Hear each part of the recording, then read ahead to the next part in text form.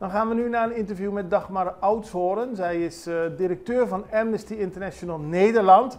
We hadden eerder natuurlijk aandacht voor het feit dat de rechter, het Hof, heeft bepaald dat Venezolanen die worden opgepakt in een bootje niet zomaar automatisch gedetineerd mogen worden. Ze moeten niet zomaar worden opgesloten. Dat zegt de rechter.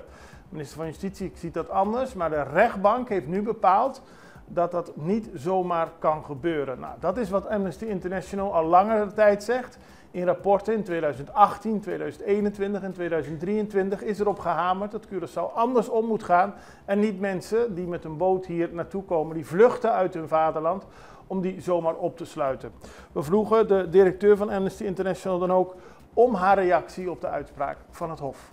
Ik wil u graag spreken over het volgende.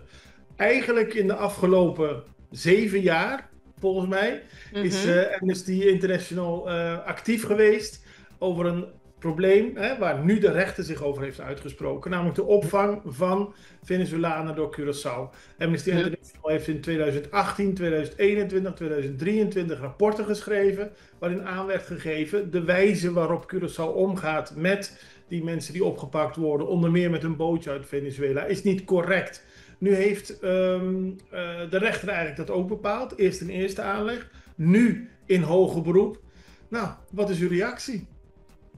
Ja, dat is natuurlijk heel erg mooi, want dat betekent dat de overheid nu echt stappen moet zetten om deze praktijken te beëindigen.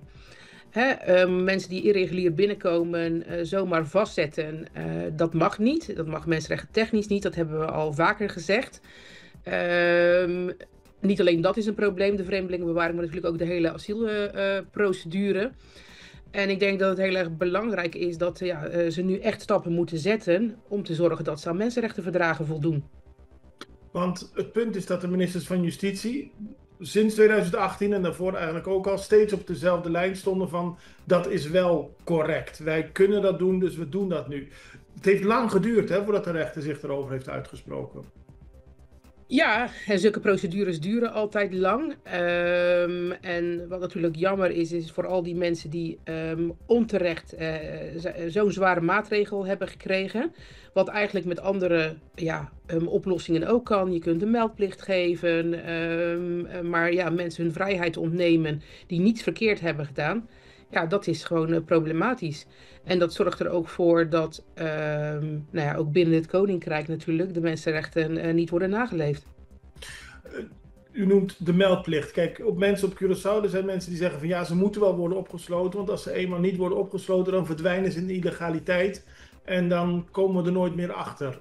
Is dat een gerechtvaardigde angst? Ik denk dat niet. Je kunt daar afspraken over maken en dat moet je natuurlijk ook proportioneel doen. Want ik weet ook dat er situaties zijn wereldwijd waar dan mensen gewoon dagelijks moeten komen, waardoor ze ook helemaal niets kunnen. Maar je kunt dat, het moet proportioneel blijven. En ik denk dat dat heel erg van belang is. En mensen moeten een procedure volgen. Totdat is vastgesteld of ze mogen verblijven of niet. Nou, volgens mij heeft nog steeds niemand asiel gekregen. Wat natuurlijk best bijzonder is. Als je kijkt waar een grote stroom van mensen die bescherming zoeken vandaan komt. Venezuela. In Europa krijgen ook mensen vanuit Venezuela wel degelijk een vluchtelingenstatus. Dus het is heel bijzonder dat dat op 0 zit, maar het is eigenlijk ook omdat er van uitgegaan wordt dat alle mensen crimineel zijn en niet goed wordt gekeken naar waar mensen recht op hebben. En dat is de volgende stap die genomen wordt? Dat is de volgende stap die genomen wordt. Dus dit is een hele belangrijke stap. En we gaan er natuurlijk vanuit dat de overheid zich aan deze uitspraak van de rechtbank gaat houden. Maar het is niet de enige stap. We hebben natuurlijk ook al lang gezegd dat ook de procedure gewoon niet op orde is. En dat moet nu gedaan worden?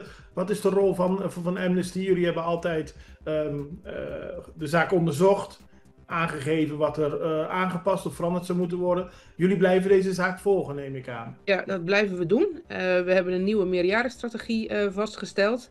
En dat gaat ook over het recht op asiel binnen het Koninkrijk der Nederlanden. Dus het heeft nog steeds onze aandacht. Dat is eigenlijk een nieuwe stap, hè? Want precies wat u nu net zegt, asiel verlenen op Curaçao en volgens mij ook op Aruba, gebeurt niet. Nee, maar dat komt ook omdat eigenlijk de procedures niet op orde zijn. We adviseren bijvoorbeeld ook al best wel lang de overheid van Curaçao om het vluchtelingenverdrag te ondertekenen. Zodat de mensenrechten gewoon beter gewaarborgd zijn.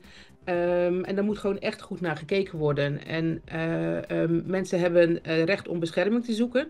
En wat je ook ziet, de situatie in Venezuela, maar ook in andere landen. Want het gaat natuurlijk niet alleen over Venezolanen, daar is het mee begonnen. Maar het gaat ook over andere mensen die bescherming zoeken. Daar moet gewoon er moeten goede procedures voor zijn. Die moeten toegankelijk zijn, die moeten transparant zijn. Mensen mogen niet zomaar gelijk in de vreemdelingendetentie worden gezet. Nou ja, en dat is nu ook gebleken. Het zijn allemaal projecten van lange adem, hè? Dat is altijd zo. Op het moment dat je als mensenrechtenorganisatie tegen overheden zegt dat er verbetering mogelijk is, gebeurt het niet heel vaak dat ze gelijk zeggen, nou, dank u wel. Nou, ik neem aan dat Amnesty International dit in de gaten blijft houden. In het persbericht gaat jullie al aan dat bij een komend bezoek jullie ook willen praten met Curaçao's overheid erover. Staat daar al iets op de agenda of niet?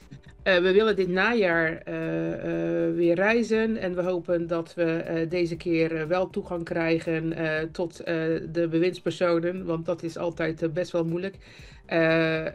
Maar we blijven komen. Dank u, tot dan. Dank je wel.